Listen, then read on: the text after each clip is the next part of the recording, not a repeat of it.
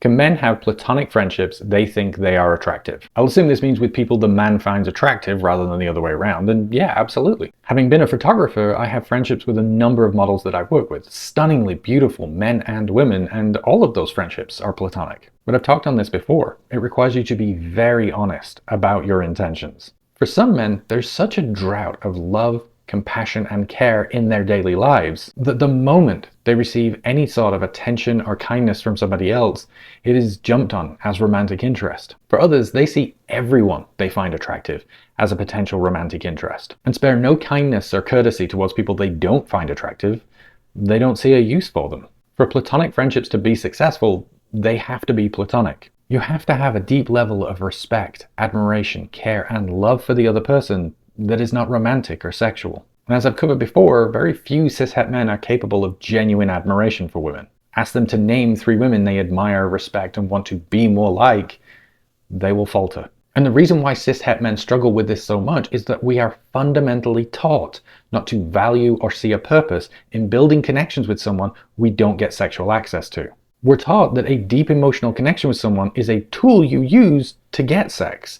It is not a goal or benefit of itself. Simp, cuck, gay. These are all insults cishet men use to mock and ridicule other men who display kindness and compassion without getting access in return. It is the predominant criticism in my comments. She won't sleep with you, bro. Yet I know that was never the point. So where we have to begin is by rejecting this nonsense assumption that care and compassion are tools used only to gain access to sex. Teaching men to learn to value and desire platonic relationships that have a deep level of vulnerability, care, compassion, and tenderness, and disassociating those qualities from romantic interest. Because this is the other problem. It puts all of the emotional burden on men's romantic partners, often drowning and smothering them. It's why men become so despondent when those relationships fail or they find themselves celibate for extended periods. They aren't just losing their romantic and sexual outlet, but also their entire emotional support system that was embodied in one person, rather than men learning to get their emotional needs met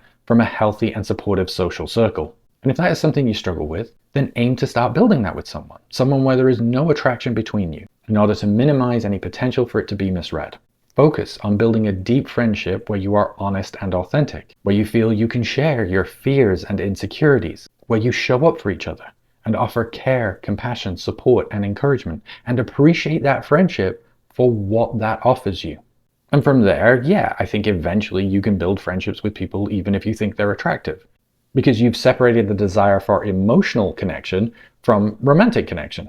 You're not trying to manipulate that person by using your emotional closeness as a leverage in order to pursue any romantic or intimate desire for them that you have. This is the predatory behavior where you mislead someone into thinking this is a platonic friendship, but really you're just biding your time, waiting until they are 1 bottle of wine and a bad breakup away from you applying a little pressure and coercing them into giving you what you really want from them.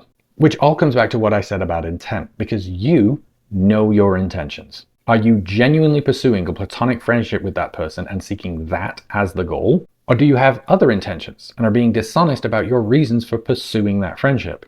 Just circling in a holding pattern, like a predator sizing up prey. Or keeping a backup option around, in case your current romantic interest bails on you.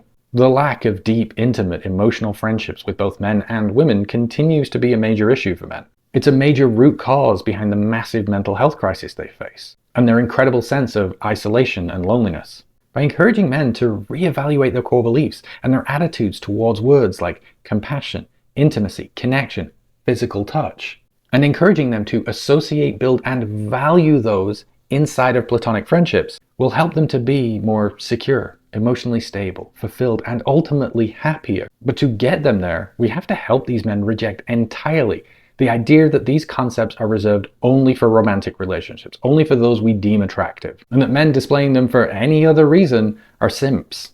Otherwise, all their friendships and their romantic relationships will continue to be doomed to fail.